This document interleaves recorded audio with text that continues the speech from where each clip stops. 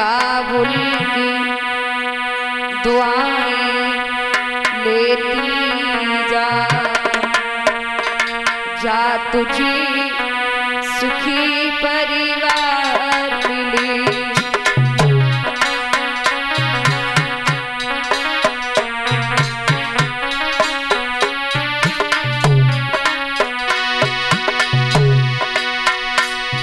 पापा की याद न आई कभी,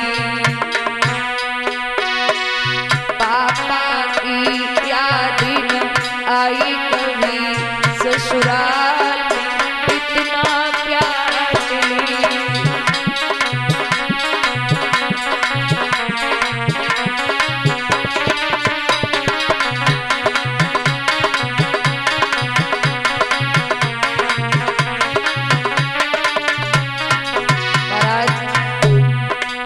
हर एक माँ बाप चाहते हैं कि मेरी बेटी जीवन भर खुश रहे, सुखी रहे। एक बेटी की विदाई में सबसे ज्यादा कौन रोता है?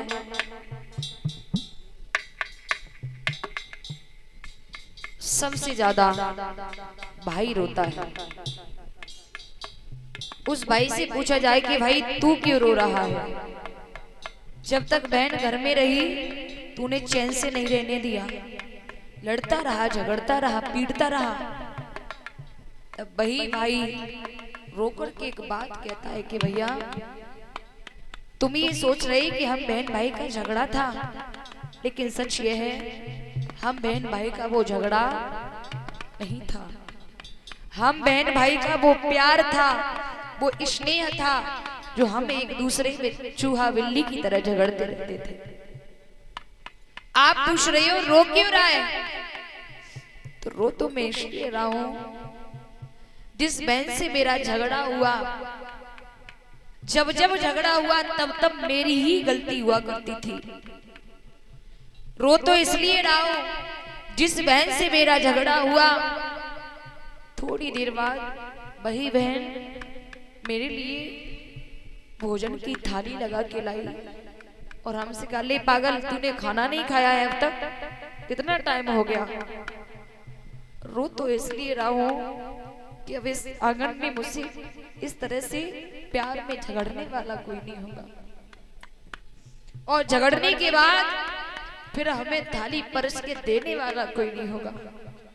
रो तो इसलिए रहा हूं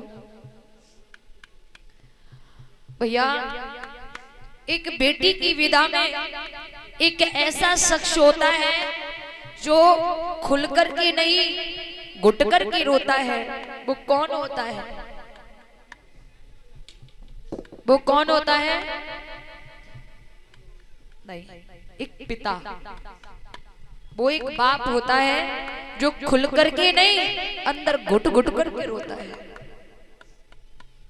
एक पिता ने बेटी की शादी की तैयारियां 2 महीने 3 महीने पहले से भाग दौड़ करना शुरू कर दिया, लेकिन पिता थका नहीं, पिता हारा नहीं।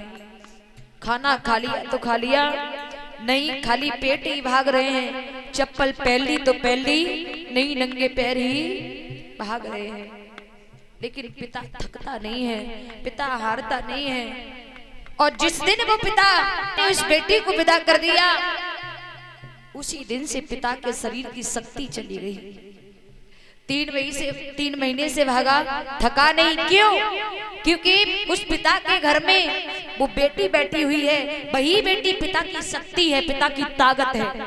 और जिस दिन पिता ने उस बेटी को अपने घर से विदा कर दिया, उसी दिन पिता चारपाई पर गिर जाता है।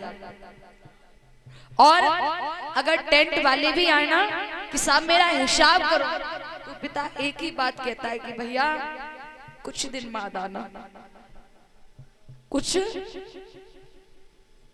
दिन बाद आना, अभी शरीर में सामर्थ्य नहीं है, शक्ति नहीं है। ये होता है पिता। एक बात याद रखना, बेटी पराई होकर भी पराई नहीं हो पाती।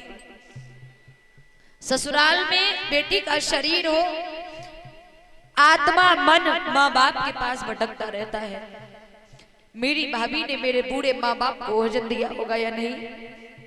अगर वो बेटी ससुराल में कोई अच्छी चीज बनाए तो अपनी माँ के लिए फोन करेगी कि माँ आज मैंने मटर पनीर की सब्जी बनाई है, लेकिन माँ बनाई तो है लेकिन जो स्वाद तेरे हाथों से मुझे लगता था वो स्वाद इस सब्जी में मुझे नहीं लग रहा है। ये होती है बेटी। सुनिएगा।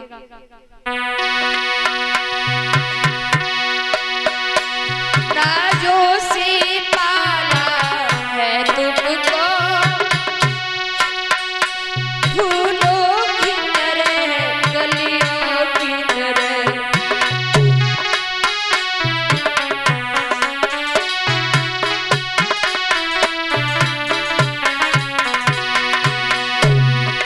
इस बेटी की विदाई के दर्द को वही लोग समझ सकते हैं जिन्होंने 20 साल 22 साल 25 साल का एक पौधा बना दिया होगा, एक बेटी को पाल करके शयाना कर दिया होगा, फिर वही पौधे को किसी और के हवाले किया होगा। वही माँ बाप समझ सकते हैं कि एक बेटी की विदाई का दर्द क्या होता है।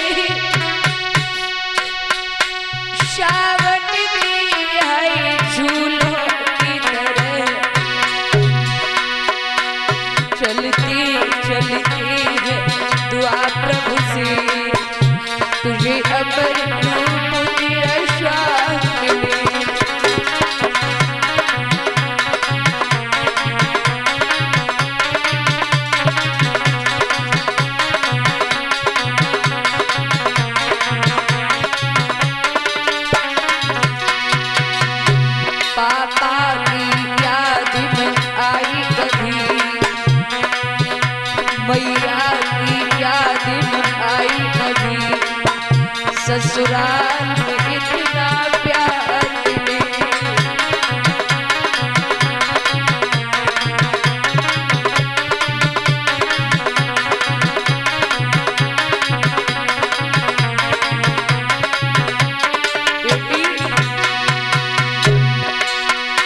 जिस घर से बने भागी तेरे,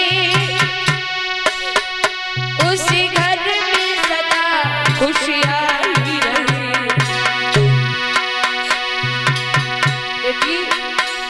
बेटी तुम सदा खुश रहो। जिस घर से बने भाग्य तेरे, उस घर में सदा खुशियाँ ही रहे। ओठों पे खुशी की झलक रहे, माथे पे सिंदूरी बिंदिया रहे।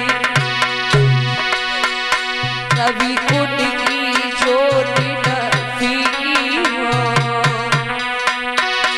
कभी उनकी ज्योति न फीकी हो, जो अमर रूप तुझे शांति।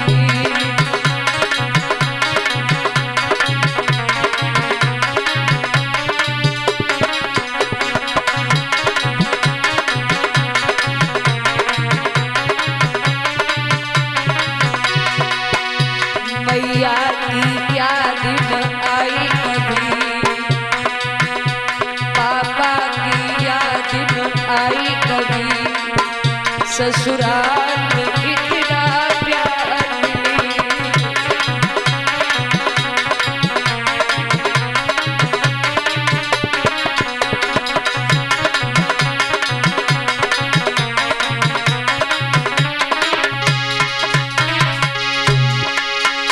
शादी से लगी लगाई लगी,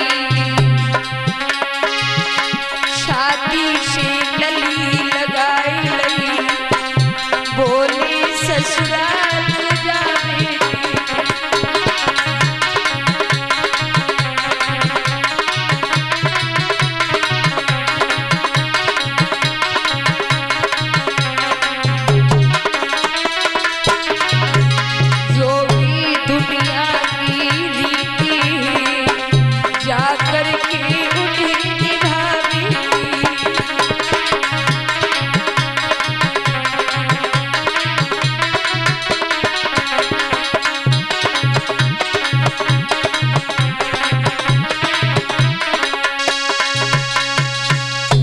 बात सुनी। देवकी ने पिता के गले में गलवैया डाल के और फूट फूट के रोई। वो एक बात कही, पिताजी इतने दिन से